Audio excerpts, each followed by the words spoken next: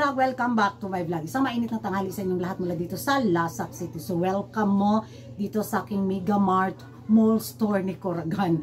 So eto na nga mga karag-karag ang mga latest na mga chika, mga ganap ngayon na pinag-uusapan ng mga active na mga chismosa sa social media ang Miss Universe Thailand 2023. Doon na naman tayo humanap ng mga pachika, mga karag-karag, mga pachismis ba na kung saan non-stop din yung Q&A episode nila, yung mga pa-eksena nila sa kanilang Q&A. So nung nakarang mga linggo, di ba, may pa-Q&A din sila. Ngayon na naman, continuation na naman mga karag-karag. Tingnan natin kung sino tong mga kandidatang, ano ba, lulunok bitaw na mga wire at mga stereo bitaw sa kanilang, sagutan portion. So excited ako mga karag-karag sa mga tatlong frontrunners sa Miss Universe Thailand 2023. Sino nga ba ang makakauwi sa corona sa tatlong frontrunners na to? Baka wala sa tatlo, di ba? Hindi natin alam. So, papanoorin natin yung Q&A nila.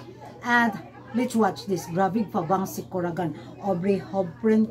Si Audrey? Audrey ba yun? Audrey Hopren. Ambot Curagan ay nagpasagad ng pagyawit si Curagan, mga karag-karag. So let's start this. ที่04ภูเก็ตเลยครับ Ay, si Vena nag-Chinese na naman. ในประเทศไทยเพิ่มขึ้นมากเป็นจำนวนเท่าตัวและหลายล้านตันซึ่งขยะเหล่านี้มาจากการท่องเที่ยวแบบมวลชนค่ะ That's why เราต้องสนใจการท่องเที่ยวแบบยั่งยืนเพราะขยะเหล่านี้มันไม่ได้จำกัดได้ง่ายค่ะการกำจัดขยะในประเทศในจังหวัดต่างๆในประเทศไทยนะคะทำด้วยการเผาไหม้ซึ่งทำให้เกิดการทำลายสิ่งแวดล้อมเกิดขึ้นมากเลยมีแค่จังหวัดภูเก็ตเท่านั้นเองที่ใช้การกำจัดขยะด้วยการใช้ความร้อนและไม่ทำลายสิ่งแวดล้อมแล้ววินามองว่าการท่องเที่ยวแบบยั่งยืนจะช่วยทำให้เรารักษาสมดุลสิ่งแวดล้อมได้รวมถึงกระจายรายได้ให้กับชุมชนและที่สำคัญนักท่องเที่ยวก็ยังได้เข้าถึงความเป็น authenticity ของความเป็นไทยค่ะขอบคุณค่ะขอบคุณมากครับ MUT 04เปิดมาดิ I do agree that you say that humans do put in the information in order to make AI work, but the whole point of artificial intelligence is artificial intelligence. Humans put in the information in order to have machines work and experience and gather data that humans give, and for that to work and continue in a way that doesn't need a human to hold and put data in based on that.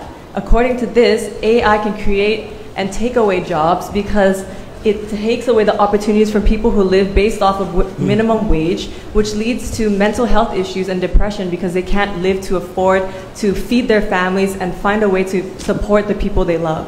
Not only this, but AI also creates a disadvantage in the educational system because it hinders critical thinking and lets children and students turn to an easier platform for them to come up with words and information that they can easily submit to.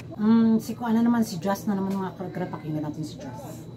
20 ค่ะ Industry ครับเชิญครับ สวัสดีค่ะ Hi everyone, good morning.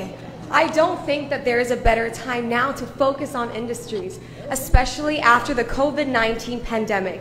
We need economic growth. We need technological advances.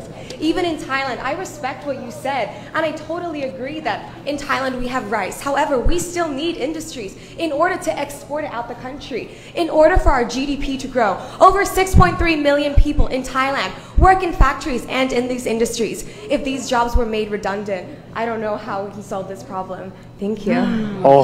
So yan ang mga karag-karag, narinig na ninyo ang tatlong sagutan portion sa tatlong frontrunner na malakas na to sa corona sa Miss Universe Thailand 2023. So sabi nga nila, nabasa nyo naman yung translation sa sagot ni Vena.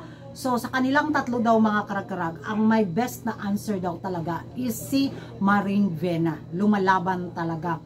So in fairness talaga kay Maring Vena, mas komportable siya pag nagsalita siya ng Thainess kaysa spoken in dollar na sagot, di ba?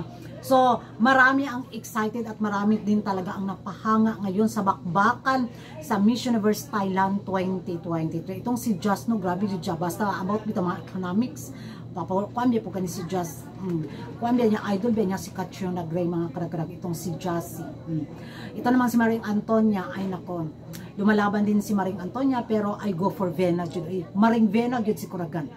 Kahit anumang mangyari, matalo or manalo, Vena jud ko for this year talaga. Sana mapansin talaga si Maring Vena ni Maring si Tomas sa pangatlong pagkakataon na pagsali niya sa Miss Universe Thailand pageant. Bitaw sana this time ibigay na kay Maring Vena. Kung hindi man ay wala. Mora Japon. Kung si Jasmine yung ipapanalo nila, ay di Catriona vibes po kayo ang dating kay idol din nga si Catriona, di ba? So kung si Maring Vena naman, nako may pa-issue pa siya about sa loyalty sa Miss Supra, medyo tagilid si Maring Antonia, mga karag-karag. I go for Vena.